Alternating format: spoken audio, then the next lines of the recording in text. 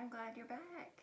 So we continue today in Philippians, and we are today in chapter 4, verses 1 through 3. And it says, "Therefore, my brethren, dearly beloved and longed for, my joy and crown, so stand fast in the Lord, my dearly beloved. I beseech Eodias and beseech Syntyche that they be of the same mind in the Lord. And I entreat thee also, true yokefellow, help these women which labored with me in the gospel, with Clement also, and with other my fellow laborers, whose names are in the book of life." So Paul knows right now that there's a problem, and he in verse 1 it says, "Stand fast in the Lord." He knows that there's a struggle. He knows that there's a problem, and he's encouraging them to stand fast in the Lord. Stand firm in your faith. Continue to be rooted and grounded in your faith. That's a good encouragement for all of us. When there's a struggle, when at any time, that we stand firm in our faith, that we don't waver, we stand firm in it.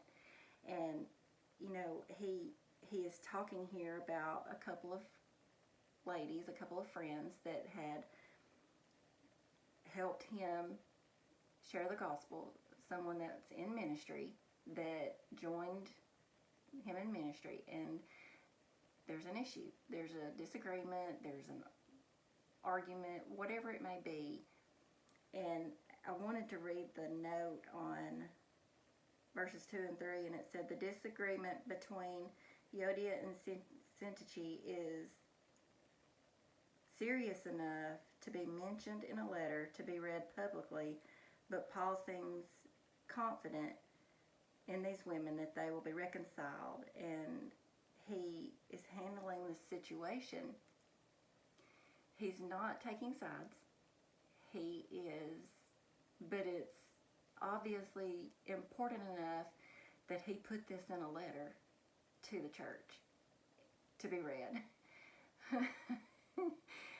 I don't think I want to be called out because I'm causing a problem. But the thing is, he did it in a loving way. He did it not accusing anyone. He didn't take sides. And he did it in love. He's encouraging these ladies to reconcile. And he's encouraging everyone around them to encourage them as well.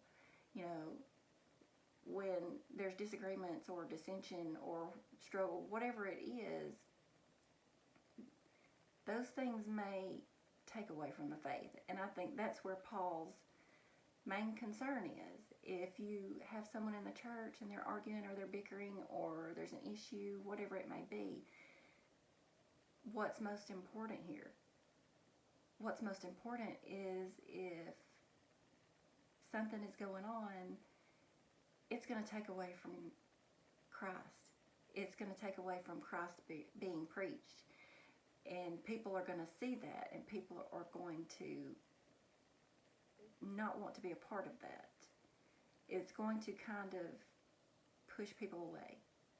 And I think that, I personally, I don't like confrontation. I don't like struggle. I never wanted to be in trouble. I did get in trouble when I was younger, but I didn't want to be in trouble. I didn't want to be called out. I didn't want to be embarrassed. I didn't want to be embarrassing.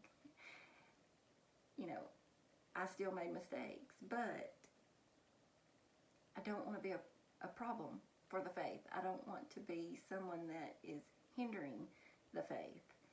And I think that was Paul's main concern here is we've got bigger things to discuss or to do, because we're on mission to spread the gospel. We're on mission to make sure that everyone knows of Jesus and that everyone knows how to be saved. And this little bump in the road may cause someone to stumble. It may cause someone to stray. It may cause someone to be hurt, be angry, be bitter. And this is something that Paul is drawing attention to because it's not something that can only happen between these two women. It's something that can happen to any of them. We're all susceptible to not agreeing with someone, not getting along with someone, I guess. But the thing about it is, there's something in someone more important than our petty differences.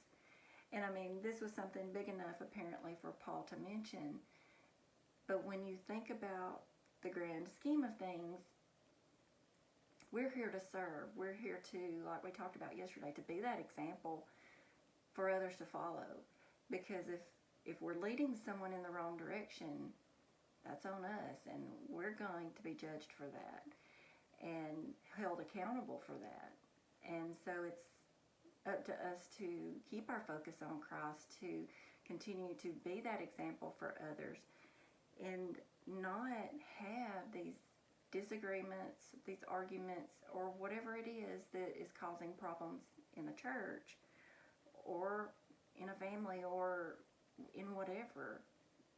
There's something more important than what these ladies were dealing with. There's something more important than what we deal with, and that's being an example of Christ, and being what we've talked about through this study is being Christ-minded and having the same mind, not uniformity of mind, but of the same mind, the same goal of living a godly lifestyle, sharing Christ with others, and doing the things that He's called us to do. So that's the main thing here that I see that He's looking at, that this is bigger than these two ladies. It's bigger than me. It's bigger than any of us. And our goal, like we've talked about, is to share the gospel, to make sure that others come to know Him, that we share what God has done in our lives. And if we've offended someone, or if we are having an issue with someone, that needs to be, as Barney says, nipped in the bud. We need to really take a step back and look at the bigger picture, because Jesus is all it's all about.